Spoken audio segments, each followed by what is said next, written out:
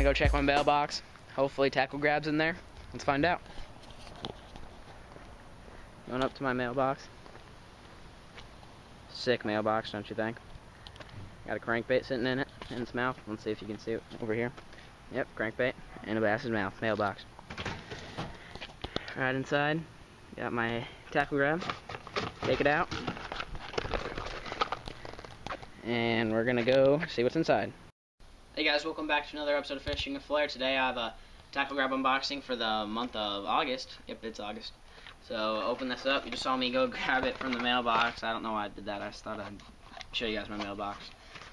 So open it up. Let's see what these are. These are Secret Lures, the Chubby, I think is what they're called, maybe. And it looks like it's like a little ribbit, frog. It's got the clear legs, as you can see, which I don't really know. I mean, there might be some writing as to why there's clear legs on it, but either way, I mean, if you guys never use these ribbits, sponsored by Stanley, who they make the original ribbit, so I use these all the time, and these look pretty much, you know, pretty similar. They even have, the good thing about these is they have a little bit of a deeper slot for the hook as well, and they smell pretty good too. Great summertime bass bait, obviously anything with frogs, pretty good. Manic Custom Lures. This is the 3.5 Cutter Bug in Watermelon Brown.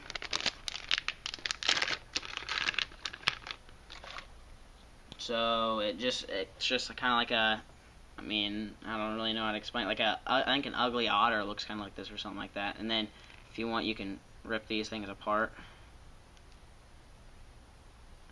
Give it a little more action if you want to use it as a spinnerbait trailer, craw, or you know, as a craw. I mean, I can feel just the little ribs on it. I think it displace kick a little bit, and then, I mean, if it's on the back of a jig and these things are standing up, it looks a lot like pinchers, because they're really thin, like the Power Team Lures Craw Derb, where they're thin, so they kind of move in the water really easy. But it's kind of it's a smaller, you know, trailer, so it's not quite so big, so you could use it in little finesse type situations, which otherwise, like something real big, you couldn't, you know, like a Pit Boss or a Chunk or something. So there's those. Next we have some Cruncher baits. This is the Watermelon Pro Color. These just looks like some, you know, your standard old tube. I can tell they're already, you know, covered in salt and everything in there. Watermelon color, watermelon seed. I'll open them up for you. Tubes, as far as me fishing tubes, I go off and on with them. Sometimes they're the hottest bait on the lake, and sometimes I can't really catch anything on them. Just depends. They're a pretty good bed fishing bait, and I like them for fall time, just because of how they fall. It's really, if you rig a tube, it just kind of goes like this, like it stays all together and just, you know, flutters down. So I like it for like the fall transition between summer and fall is usually when I like throwing tubes, and that's a great summertime, fall time bait. Very natural looking color for your clear water lakes. That's definitely what you want. Is you want to match the bottom of your lake, which is usually, you know, like the greenish and sometimes brown, but sorry, but the color's actually pretty good on that one. Here's some Lockett Lures Outlet.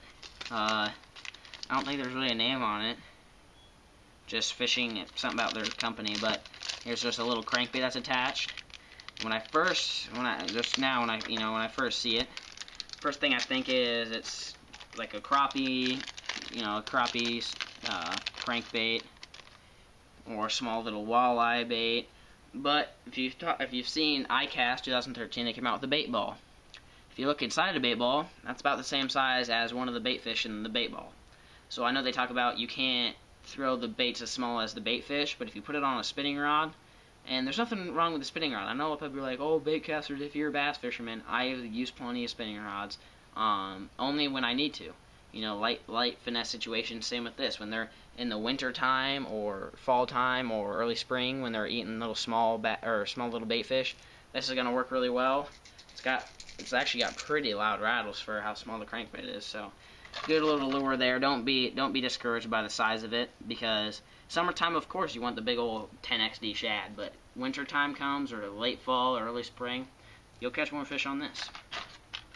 Next is this is the Chatterbait Micro It's an 1/8 ounce, and again, when I saw this, I'm kind of a big bait guy, you know, throwing a lot of big baits for big bass. It's kind of like how I like to roll.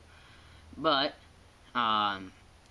it's just, like I said, spinning rod. There ain't nothing wrong with throwing stuff on spinning rods. It's just a light little 1/8 ouncer. I mean, you can fish for crappie, smallmouth. I'm thinking this would be a killer for. Just a little bit smaller, or like I said, the colder months. I mean, bait fish, most of the time, if you think about it, when's the last time you saw bass feeding on a bait fish the size of a square bill crankbait? You know, they're usually, you know, little fry. You always see just a little fry. So when you throw something like this, and these tails will come out and kick a little bit, it represents, I mean, just the bulk of the skirt and everything, represents a shad a little bit better, you know, than a big old bulky one. So it just depends on how you like to fish, when you like to fish. Just a quick tip or a quick answer for some of your guys' question. For a skirt, some people wonder about a skirt. Why put a skirt there, you know, when you could just have a little swim bait on there? Like, what does a skirt do? What a skirt does is why they have the little flake in it and their little strands is they kind of flutter and they twitch, you know, just pulse. And if you ever see a shad or a bait fish swimming in the water, you see the reflection of their scales. You know, it looks like it's like just moving, like little glitter and everything. But if you throw on a swim bait, no matter how much glitter it has, it won't replicate it. But when a skirt pulsates, it gives it that lifelike motion. So instead of throwing like a little, I don't even know, like just a little swim bait, throwing something like this might replicate a bait fish a little bit better. So that's what I got out of it. Of course, the tackle grab sticker. So there's that. That's August. Go sign up for tackle grab.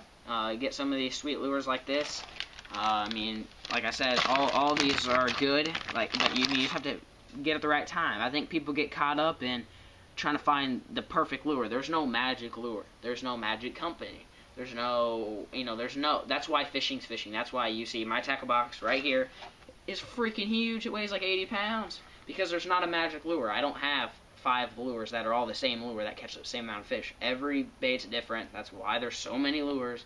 So don't get discouraged by little baits like this, that's somewhere in here, and colors that you've never thrown. Don't get discouraged. Go try new things. Throw small baits, throw big baits, throw whatever you want. There's no magic bait. Go test out.